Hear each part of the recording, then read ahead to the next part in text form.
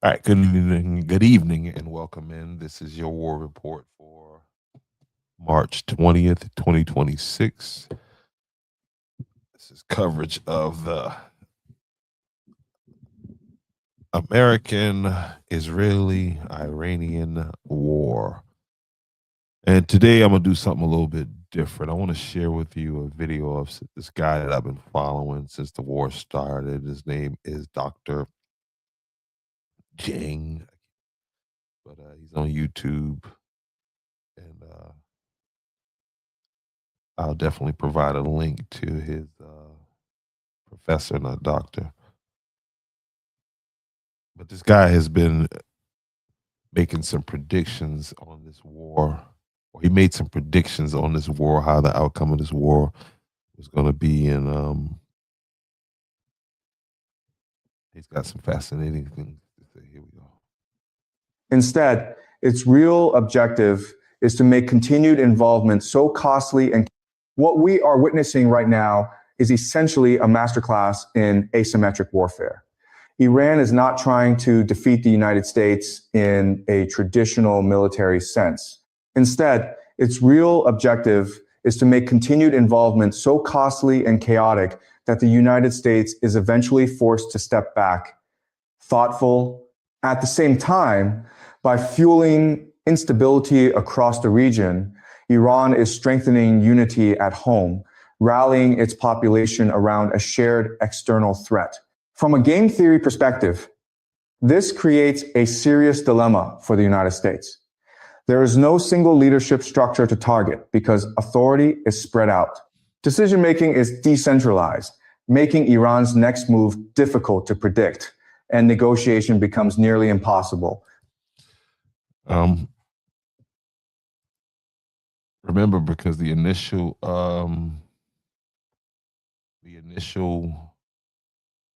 thought pattern was that if they could get rid of the Ayatollah, then the country was on the brink of revolution and yada yada yada. And here we are. Because there is no single figure with complete control. Serious on the surface, the situation in Bahrain appears to be a domestic uprising. But the timing and coordination suggests something far more calculated. The argument here is that Israel has been quietly working to destabilize Bahrain in order to pull Saudi Arabia into a conflict that distracts it from the broader confrontation with Iran. Through covert actions, Israel is believed to be amplifying tensions, sharing intelligence with opposition groups, and helping organize protests to create the conditions for potential regime change. The reasoning behind this is strategic. Saudi Arabia and Bahrain are deeply linked, not just politically, but militarily. Saudi forces maintain a presence in Bahrain, and any successful Shia uprising there would risk inspiring similar movements across the Gulf.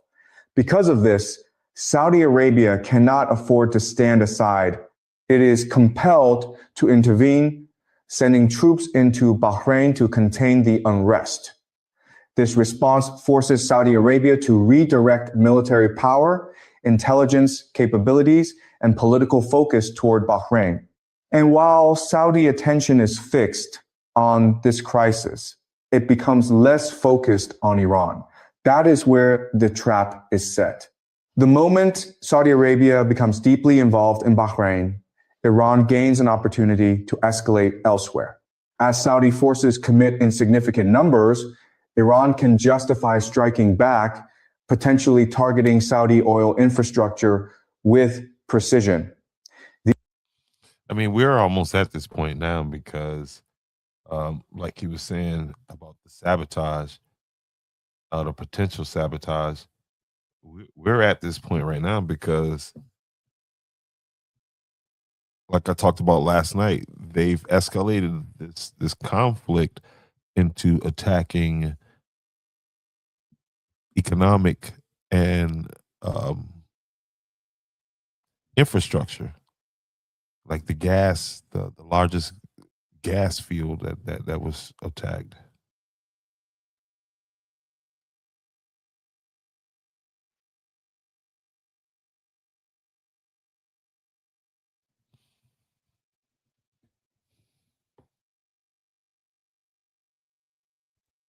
These would not be symbolic attacks. The focus would be on systematically crippling Saudi Arabia's oil production capacity. Much of this infrastructure is concentrated in the eastern province in large exposed facilities that are difficult to fully defend. And so what happens with this is, again, this puts a strain on the global oil market, the global fuel market. And this is what's going to force other countries to get involved in this conflict, which is, I think that's the goal of the Israelis. 2019 drone strikes, widely attributed to Iranian-backed forces, already demonstrated how vulnerable these sites can be. All right, so by now, I'm sure you guys have picked up that this is an AI video, okay? So here we go. And I got a lot of bots.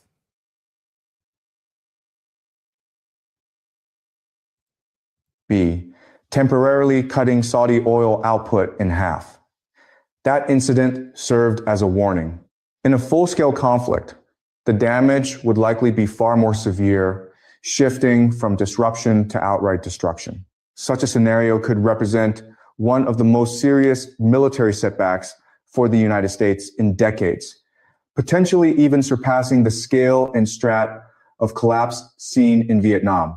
Politically, this would create an enormous challenge for American leadership. But I mean, for this, I think for what he's talking about to come to pass would mean that we would have to see American boots on the ground in Iran, in Tehran, like it was in Iraq, which is definitely building and trending toward that, unfortunately. Explaining a costly war with visible losses would be difficult, and maintaining credibility would become even harder. In such a situation, the likely response would be to shift blame. The narrative could focus on regional allies, arguing that the United States stepped in to defend them but did not receive sufficient support in return. By framing it this way, responsibility is redirected and the groundwork is laid for a strategic withdrawal framed not as abandonment but as a response to unreliable partners. This scenario becomes more plausible the longer a conventional conflict drags on. And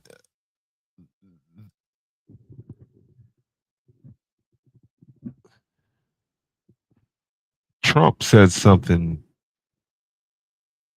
He had some strong comments about the fact that the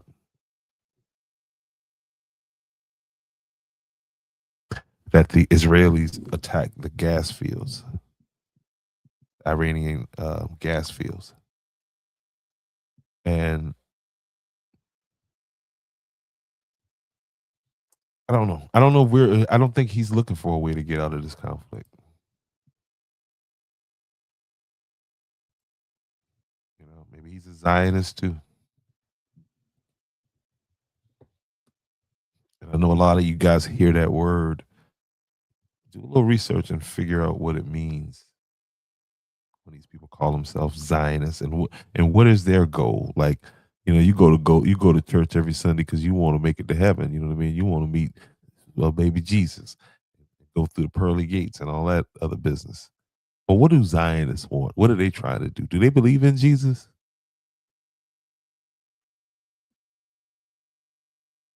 Just questions.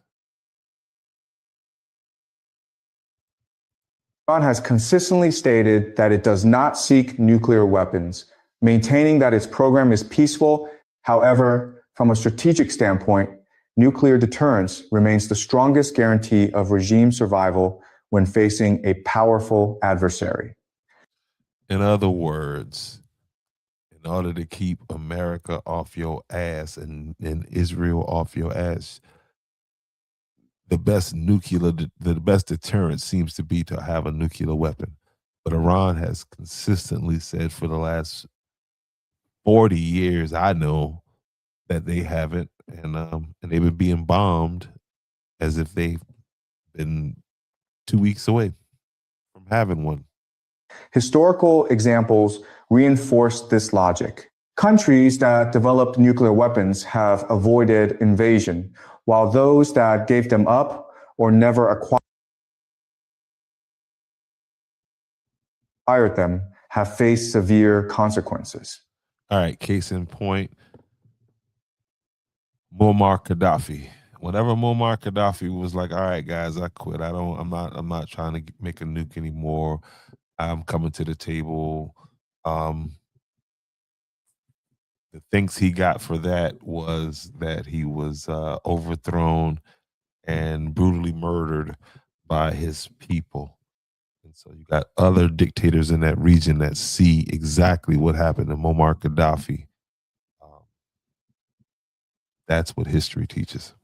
The conclusion many draw from this pattern is that nuclear capability provides security.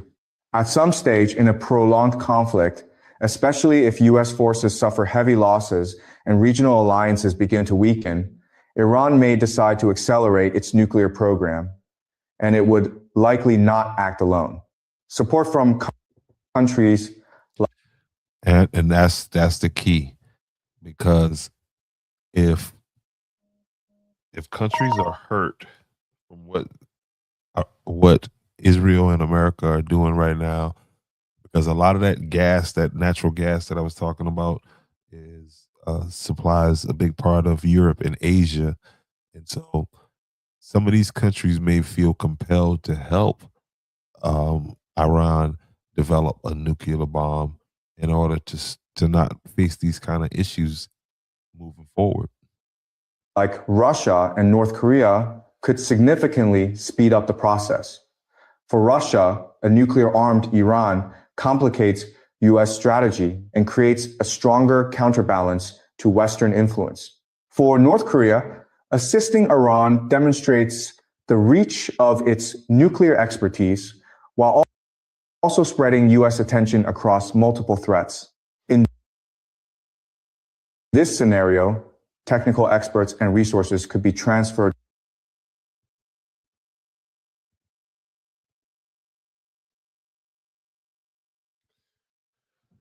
All right, I'm not about to deal with that for tonight. But what I am going to do is go through your daily war report on the escalating conflict involving Iran, Israel, and the United States. The war has entered week 3, and today's development confirms that the conflict is no longer just a military confrontation. It is now a full spectrum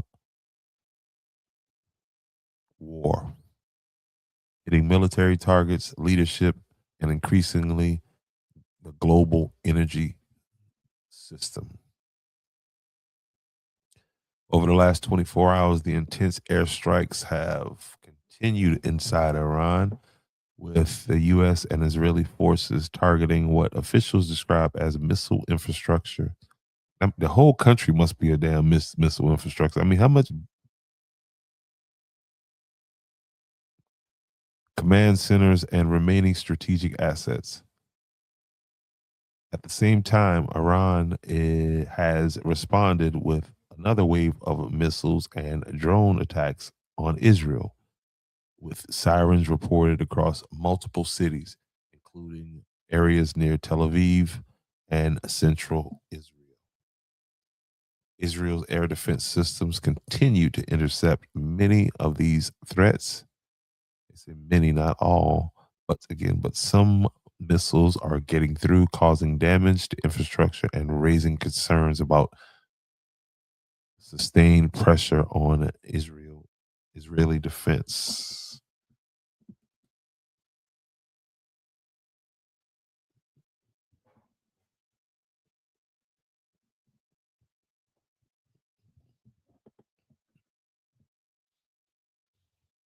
The ongoing exchange signals that neither side is backing down, and both are maintaining daily offensive operations. The most important development in the war right now is the continued escalation into energy infrastructure targeting. After recent strikes on Iran's South Pars gas field, one of the largest energy reserves in the world, Iran has intensified its response by signaling the energy assets across the region are now legitimate targets. We are now seeing a pattern. Energy production sites are being hit. Oil shipping routes are being threatened. Refineries and oil infrastructures are at risk. So it's all out war right now in the region. This changes everything. When war moves into energy systems, the impact spreads globally because energy is the backbone of modern economies. The Strait of Hormuz crisis, the situation in the Strait of Hormuz remains one of the most dangerous flashpoints in the world right now. The narrow waterway handles roughly 20% of the global oil supply, and while it's not completely shut down, it's operating under severe disruption and military tension. Tanker traffic is reduced, insurance costs for shipping have surged, which is going to translate into higher shipping costs, higher prices. Military presence in the region has increased. Even the threat of disruption is enough to drive global markets. And again, we are definitely feeling it. As a result of the energy escalation, all prices remain elevated, hovering around $100 per barrel. Gas prices are rising in multiple countries, including the United States. Shipping and transportation costs are increasing. This is how a regional war becomes a global economic issue. Higher fuel costs affect grocery prices, airline tickets, delivery and logistics, electricity and heating for everyday people. This means higher cost of living, even thousands of miles away from the conflict.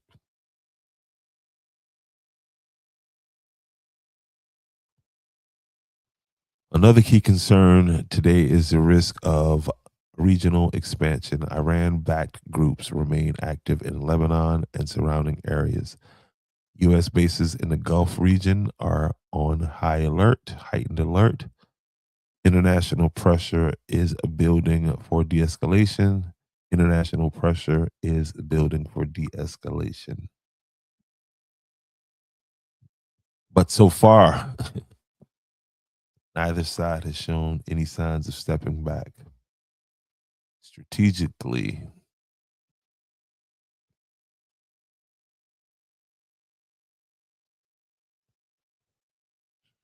what are we witnessing? A targeted military campaign to a broader war affecting infrastructure, economics, and global systems. Once energy becomes part of the battlefield, the stakes rise dramatically, and that has happened. This is no longer about territory or retaliation. It is about economic pressure, global supply chains, and long term stability. The bottom line right now, the war is active and escalating daily.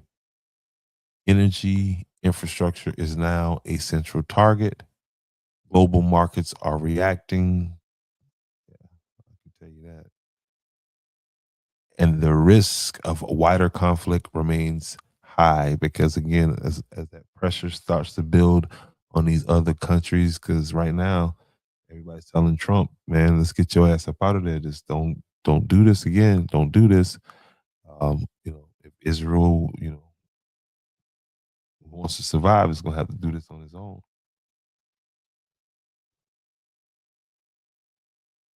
As of yet, this is not a world war, but it is a conflict that is now impacting the entire world, not just the region. The situation remains fluid as both sides continue to escalate. The The global consequences are becoming harder to ignore.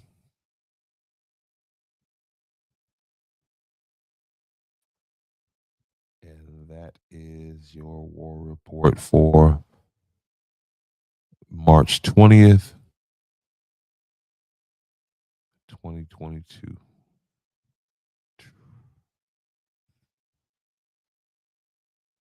2026.